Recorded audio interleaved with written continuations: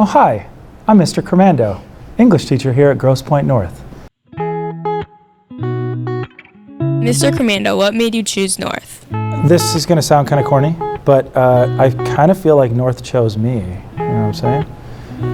I think that this is the place where I feel like I'm at home among colleagues who are educators of the finest degree. These are people who care about human beings and making sure that the human beings that we care for are going to be successful in any avenue of life. So I guess, you know, when I stepped foot in this building, I knew this is where I belong. What was your college experience like?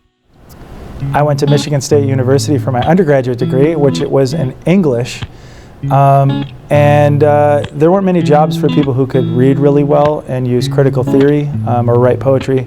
So I had to go back and get my master's degree at Indiana University, and that's how I became a teacher today. What made you go into English? In the 9th grade, I read a poem in a book by E.E. Cummings called Since Feeling Is First, and being the romantic I was, that was inspiration for me to want to always be working with the literary arts, and I guess teaching is the best way for me to do that. And you know, as I grew older, I realized that teaching is probably the best way for me to make sure that my community and my society is going to be a better place for my kids to live in and for their kids. What are your hobbies outside of school? Aside from the stuff you might expect, like, you know, reading books, that sort of stuff, I change a lot of diapers, clean up a lot of messes. I laugh a lot, though, with my two daughters who are 3 and 1, and with my wife.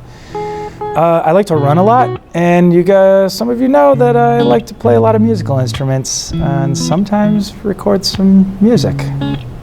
If you had one piece of advice to give to all your students, what would it be?